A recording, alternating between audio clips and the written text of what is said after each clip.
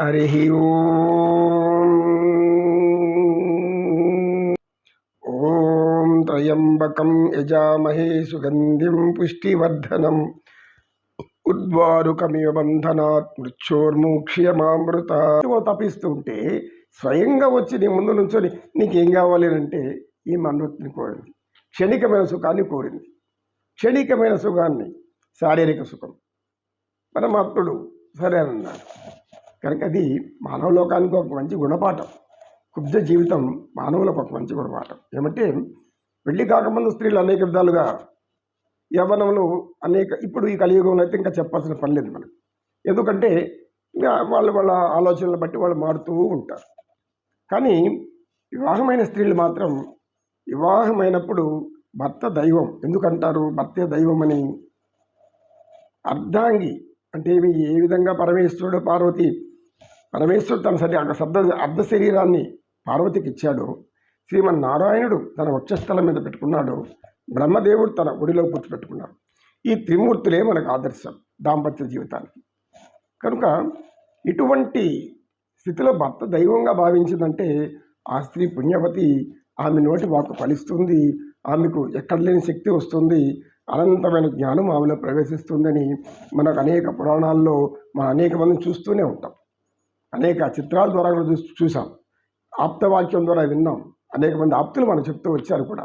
అదేవిధంగా పురుషుడు కూడా ఏ స్త్రీనైతే తన చేతిలో చేయి వేసి తీసుకొని పురుషార్థాలు, చతుర్విధ పురుషార్థాలు, ధర్మార్థ కామ మోక్షాలు ఎటువంటి పరిస్థితుల్లోనూ నాతి చరామి అని చెప్పాం కదా, ఆమెని ఎంత అంతకన్నా అందమైనటువంటి 100 రెట్ల అందమైన స్త్రీ కనబడినా కూడా మోహం పోనీకూడదు. లోపల నుంచి మోహం చెందకూడదు. కళ్ళు, ఆ కళ్ళుని ఒక సోదరిలాగను, లేదంటే ఒక బిడ్డలాగను, ఒక మనవరాలు లాగను, ఇంకా పెద్దవాళ్ళైతే తల్లిలాగను, ఇంకా పెద్దవాళ్ళైతే ఏ అవ్వ తాతల్లాగను, అంటే ఇలాంటి బాంధవ్యాలు కలుపుతూ చూస్తే అప్పుడు ఈ కళ్ళు పుణ్యం వస్తుంది.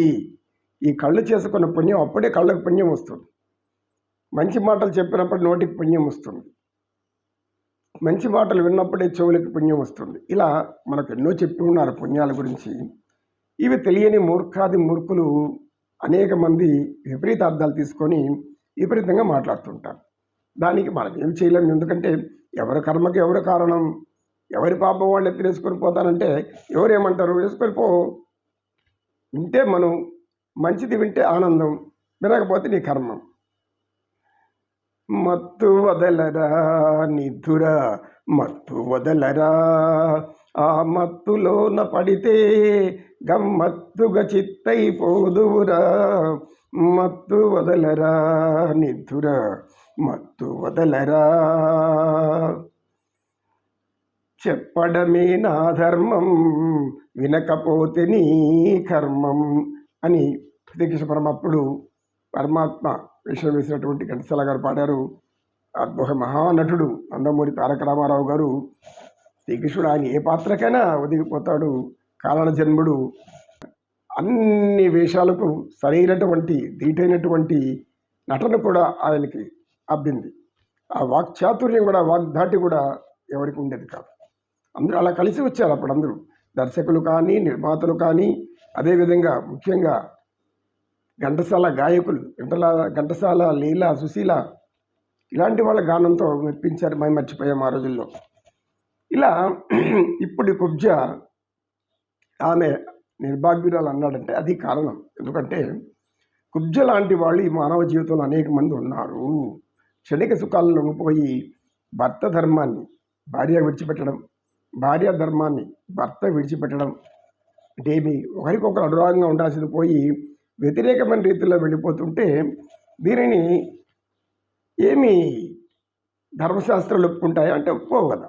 ధర్మశాస్త్రాలు ఒప్పుకోవు, సాంప్రదాయమే ఒప్పుకోదు, సనాతన ధర్మం కూడా ఒప్పుకోదు.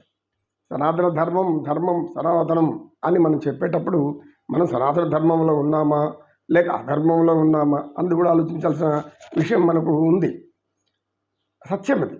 కనుక వ్యాస భగవానుల వారు కుబ్జని ఎందుకు అలా అన్నారు అంటే, ఆమె నిర్భాగ్యురాలు కాకుంటే పరమాత్మ నేను ముక్తి పొందితే నీతో ఇప్పుడు నేను ఈ లోకంలోనే ఉంటాను, నీ నిత్య దర్శనం నాకు లభిస్తూ ఉంటుంది వైకుంఠంలో. లేదంటే ఈ క్షణిక సుఖాలు లొంగిపోయి పాప శరీరం ఏర్పడి ఈ పాప శరీరం వల్ల మళ్ళీ అనేక కర్మలు అనుభవించాల్సి వస్తుంది అని వ్యాస భగవాన్ అంటారు అని చెప్పాడు వచనిష్ఠుడు. నమో కృష్ణ, నమో కృష్ణ. కృష్ణం వందే జగద్గురు. పరమాత్మని జ్ఞానం తెలుసుకుంటే మనం ఆనందంగా ఉంటాం, సంతోషంగా ఉంటాం. ఇప్పటికైనా కూడా ఇలా చెప్పేటట్టు వాళ్ళు ఎవరన్నా మన వాళ్ళు జ్ఞానబోధ చేస్తుంటారు. ఆ జ్ఞానం విని ఆచరించాలి. ఊరికే వినేసేసి చాలా బాగా చెప్తారు, చాలా గొప్పగా చెప్తారు, వాళ్ళకి అనేక పాండిత్యముల పటుత్వం ఉంటుంది. ఉండేవాళ్ళు చెప్తారు, లేని వాళ్ళు ఎవరు చెప్పలేరు. కొంత జ్ఞానం ఉండేవారు ఏదైనా 4 మాటలు చెప్పగలుగుతారని, జ్ఞానం లేని వాడు ఎవరు ఏం చెప్పగలుగుతారు, ఏం చెప్పలేరు. కనుక చెప్పినప్పుడు ఏం చేయాలి, మనం ఆచరించాలనే ఆలోచన మనలో రావాలి, వినే వాళ్ళల్లో రావాలి. ఏమని రావాలి, వీళ్ళు ఎందుకు చెప్తున్నారు దైవ గుణాల గురించి, అనేక మంది దైవ గుణాలు, దైవం యొక్క కీర్తనలు, ఆయన యొక్క స్తుతి స్తోత్రాలు, అనేక గ్రంథాల్లో ఉన్నటువంటి జ్ఞానాన్ని బోధిస్తూనే ఉంటారు. మరి ఆచరించాలని లేకపోతే ఎలా, ఆచరించకపోతే కష్టం. ఎందుకంటే అది మనకే నష్టం. మానవ జీవితం పాడు చేసుకోకూడదు. మానవ జీవితం ఉన్నతమైంది. ఈ మానవ జీవితం రావడమే గొప్ప విశేషం అని పరమాత్మ చెప్తాడు భాగవతంలో. మానవులుగా జన్మ రావడం అనేది అంత సులభమైన విషయం కాదు. ఎన్నో జన్మల పుణ్యం ఉండాలి. కనుక ఈ పుణ్యమైన ఈ శరీరాన్ని పుణ్యాలకే ఉపయోగించాలి. ఎంతో పునీతమైనటువంటి ఈ యొక్క శరీరాన్ని, ఈ యొక్క శరీరంలో ఉన్న కర్మేంద్రియాలను, జ్ఞానేంద్రియాలను, మనస్సుని, బుద్ధిని స్వాధీనంలో ఉంచుకొని మనం నిత్యం పరమాత్మ కోసం తప్పించండి, పరమాత్మ కోసం తప్పించండి, పరమ సత్యం కోసం తప్పించండి, పరమ ఆదర్శం కోసం తప్పించండి. పరమపదానికి మనం ఎలా వెళ్ళాలో అంత పవిత్రంగా ఉండాలని గట్టిగా మనసులో అనుకుంటూ ఉంటే మనసు అలవాటు అవుతుంది. అలవాటైంది మనం సాధించవచ్చు. సాధించకూడలేదంటూ ఏమీ లేదు. భగవద్గీత అంతా అదే చెప్తారు ఆయన. నమో కృష్ణ, నమో కృష్ణ. కృష్ణం వందే జగద్గురు.